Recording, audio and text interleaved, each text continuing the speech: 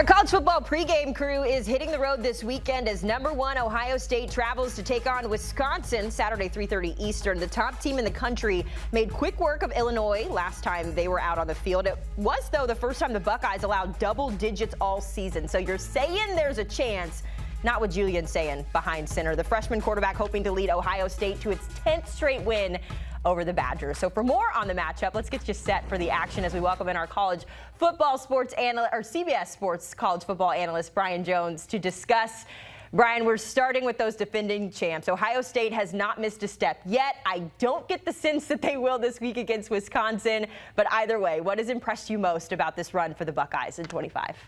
Yeah, I love the Dumb and Dumber movie and reference, but ain't no chance. Houston, we got a problem.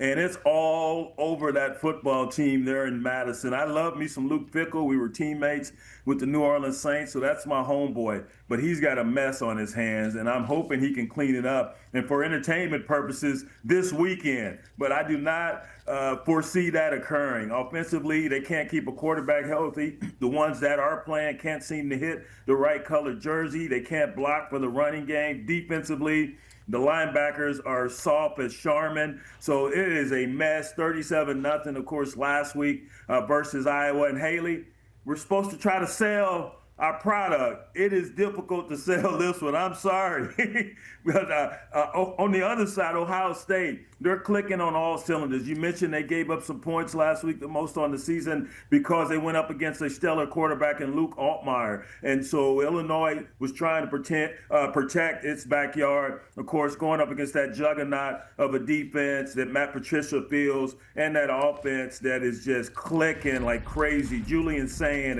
and then Bo Jackson. The dude's real name is Lamar. He can't lose. Lamar or Bo, go with either one of them. With Jackson on the back end, you're in good company. So they are playing some excellent football, able to run it, able to pass it, and of course stopping foes. Only giving up about 6-7 points a game. That's amazing. So I think Ohio State will waltz into Madison, and it will not be close. I'm hoping it for entertainment purposes. Once again, it is, but I just can't see that occurring, especially with everything Wisconsin is dealing with currently. I think the kids these days call that keeping the main thing, right? That is what we are working with. You look at the history of this matchup as well. It does not lean in Wisconsin's favor. Something that you did mention, though, that I want to talk a little bit more about is that dual threat duo of Julian Sayin and, of course, Jeremiah Smith. It goes without saying those two have just been so much fun. Julian Sayin's completion percentage right now is off the charts, and it helps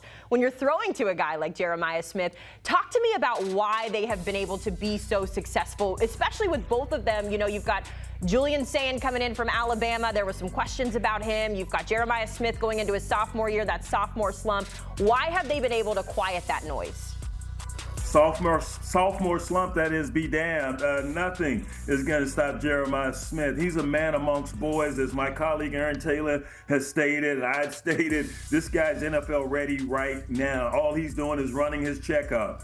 He's already set a record for the most receiving touchdowns in your first 2 years there at Ohio State. That's saying something, considering the receivers that have come out of that program. Carnell Tate on the other side, he's no slouch. So they've got a ton of weapons in that wide receiver room. And Julian Sayin, they get a first-year starter there. He takes what the defense gives him. He doesn't force anything. He's cool in his own skin, and they protect him fairly well up front. So when you have all those factors in play, you're probably going to have an 80% completion percentage, which he does.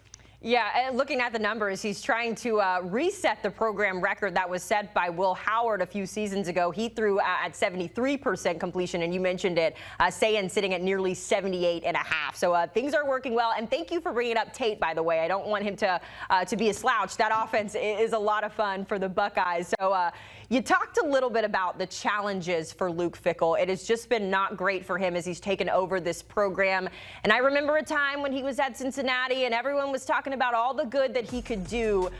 From your perspective, you see the numbers. We know the conversation here, Brian. Is there anything to salvage for Luke Fickell, and how can he, barring a crazy win over Ohio State this weekend, what are the keys for success to get this program back on the right track?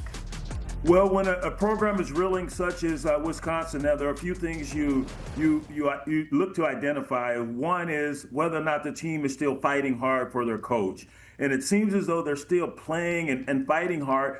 They just don't have the necessary talent on that roster currently. And second, you look and see if the school is committed to the football program. We know they love football up there in Cheese Country, and they extended Luke Fickell, after last season, so they believe in him. And so the next question is, well, are you putting the necessary resources in place? And when I say that, I mean NIL.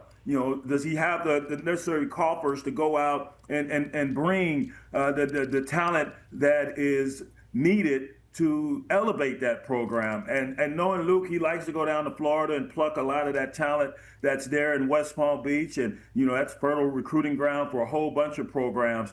And so it's difficult understanding that climate, especially this time of year and moving forward in Wisconsin. How do you get recruits from down south, warm climate locales to come up there? Well, in this day and age, you got to induce them by more than just football, by more than just, hey, you're going to be on television. Hey, you're going to play in one of the premier conferences, the Big Ten. You've got to have those NIL resources at play as also, and I'm hoping he's getting that type of commitment. So I know who he is. He's a fighter. This guy is tough as nails, and that's what he wants to instill in that football program. So I would hope, and I haven't seen yet, that they're not trying their best. I'm just not so sure they have the best athletes right now in that locker room. And of course, he can't keep a quarterback healthy. How many has he gone through this year or since he's been there? Every year, his starting quarterback has gone down. And in the last 2 years, both quarterbacks went down in the first ball game of the season. So my man must have been born under a bad sign. Bad luck all around. Unfortunately, that bad luck sounds like it might continue after this Ohio State game. They've got Oregon, Washington, and Indiana next on the schedule. So it is going to be tough for Luke Fickell, but we'll see if he can figure it out. Brian Jones, this has been so much fun. Enjoy the game this weekend, and we look forward to hearing from you. Thank you, Ms. Haley. You do the same. Our college football pregame show, like I mentioned earlier, hitting the road. They're going to be at the Ohio State-Wisconsin game. Of course, 10 straight wins over the Badgers for the Buckeyes. Can they make it 11, or will Luke Fickell figure it out?